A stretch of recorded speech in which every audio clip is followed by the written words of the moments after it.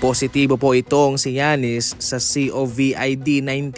Bawal pa po siyang umuwi sa Milwaukee mga idol at tinetest pa siya doon at kinailangan niya pong magpagaling. Kahit na hindi na po ganoon kataas yung threat sa COVID-19 ay hindi pa rin po nagpapakampante ang NBA mismo sapagkat ay posibleng kumalat yan. Pero sa ngayon ay under control naman po ang lahat at ang paraan para siya ay makasali man lang sa kanilang media day ay via Zoom. Bali online interview na lang po ang kanilang gagawin.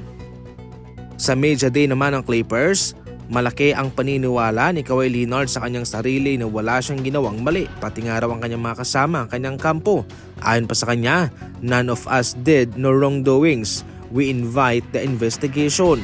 Kanilang papaunlakan ang kung anumang mag-iimbestiga para sa kanya.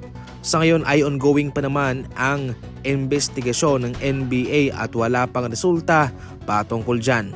Hindi ibig sabihin mga idol na sinabi mismo ni Kawhi na wala siyang ginawa ay safe na rin po siya. Hindi rin po ibig sabihin na mayroong akusasyon ay totoo na.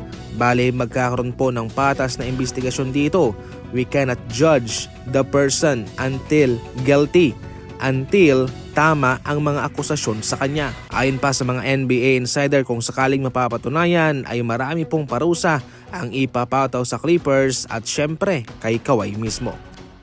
Matunog na sa mga nagdaang linggo ang buyout patungkol kay Kevin Love. Subalit, siya ay naabutan pa nga ng media day.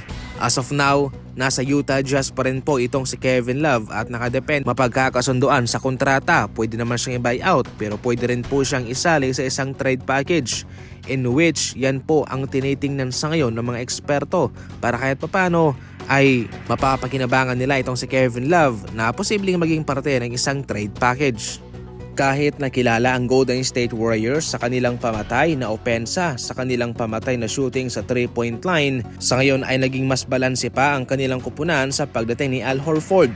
Sa ngayon nga ho ay sinamahan pa ni Al Horford sina Jimmy Butler, Draymond Green, Anthony Melton and Gary Payton sa mga defensive player ng Golden State Warriors. Magagaling po silang dumepensa. Posible tayo makakita ng gantong lineup mga idol sa mga laban ng Golden State Warriors para may pamalas ang kanilang batikang depensa sa kanilang mga kalaban.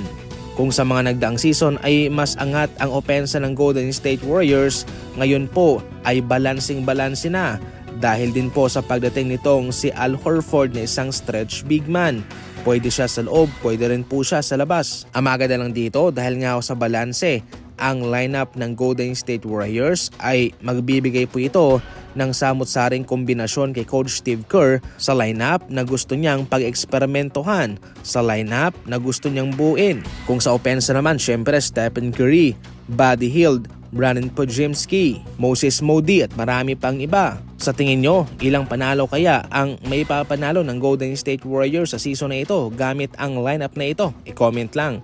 Para sa mga punto por puntong balitaan, walang paligoy-ligoy, diretsahan lang, tumutok lang po palagi. And as always, thank you for watching.